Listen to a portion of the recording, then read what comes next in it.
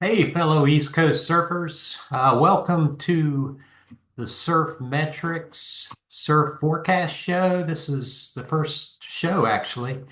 I'm going to first start by, well, first of all, there's an exciting pattern that's setting up with a lot of wave potential over the next week to 10 days for the East Coast, the entire East Coast. And I'm going to start by just going over a few of these potential swell makers in terms of showing the wind field and how it may affect these different breaks that we're surfing. So this is current right now. We have an inverted trough from about Jacksonville, Florida, up to Cape Hatteras, as you can see. The inverted trough is a situation where you have southerly to southeasterly winds offshore over the Gulf Stream.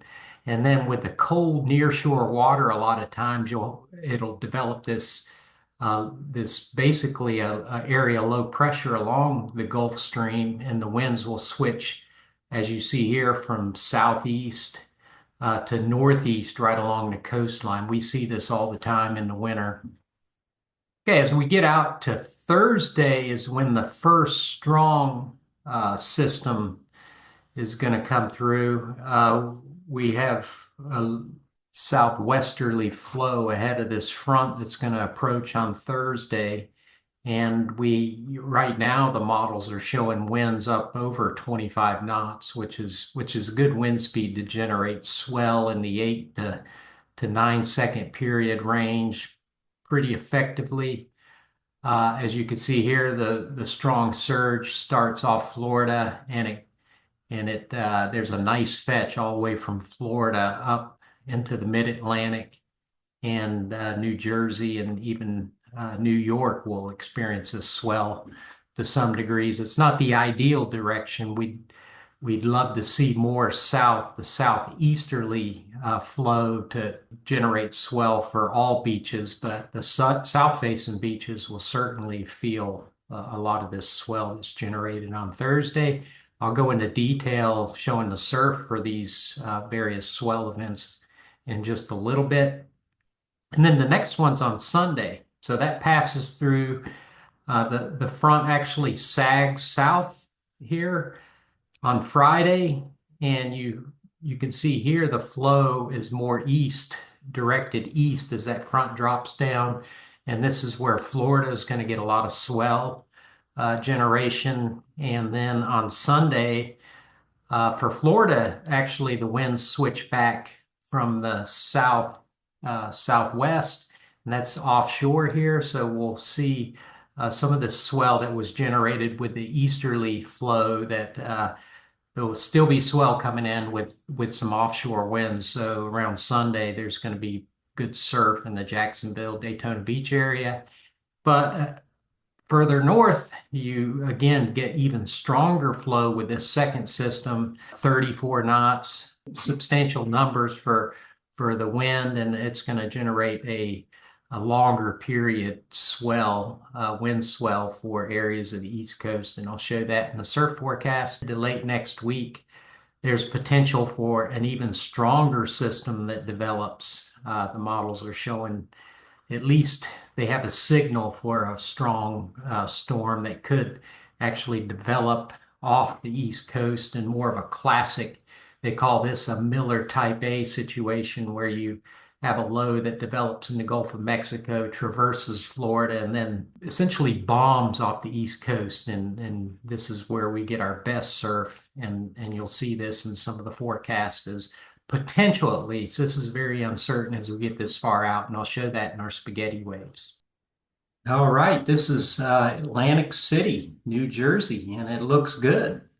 Ben Gravy is going to be excited about this at El Slamo, I'm sure. But several events on the horizon, just like other areas on the East Coast. It looks like we have activity increasing for surf over the next 2 weeks with multiple swell events. So for New Jersey, and this will, this is valid for all of New Jersey. I don't I don't subscribe to separate forecast for each street or each break on an island.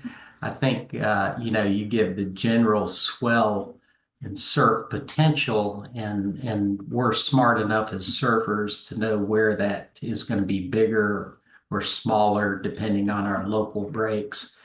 So I'll just talk in general about New Jersey. And this first swell event's interesting because it illustrates something that spaghetti waves can provide that no other surf forecasts out there provide.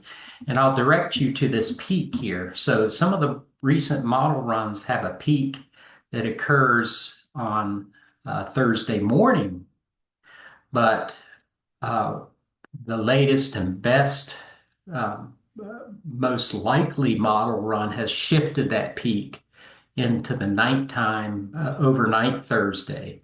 We can do this by looking at weather maps every day or multiple times a day. We can kind of see that the front or the system may be slowing down or speeding up and the timings change, but spaghetti waves takes care of that for you. This is basically saying that the peak of the wave event or swell event is going to likely be a little bit earlier than it was forecasted, even a couple hours ago. So again, to get trending, that's a good term for it, trending in the models, trending in the swell. The swell looks like the peak is going to trend a little bit earlier and it's going to be a little bit smaller according to the latest forecast. This is going to be a southeast, kind of east southeast swell here. So I'll just identify a couple characteristics of these symbols for you. So this symbol here, this triangle indicates a southeast swell. So I'll back out a little bit. And again, these plots are completely interactive. You can zoom in, you can pan. So I'll zoom into this next swell event. And this one looks more exciting for the New Jersey surfers because the wind favorability is a lot better. So we have offshore winds developing, at least from the current modeling developing in the middle of the day Sunday. It looks like that's going to be the best timing. And we have surf that's head high, at least from our algorithm and our surf zone estimate, with a period of 10 seconds. So that's a super nice wave, solid wave with offshore winds here late Sunday. And again, with spaghetti waves, we can tell you that uh, the models are consistent that the peak is going to be midday Saturday. You see all the lines lining up, and there's a little bit of shifting between some of the modeling, but the peak looks pretty certain to occur on Sunday during the day with a wind shift, while the main bulk of the swell or the size is still incoming from the southeast.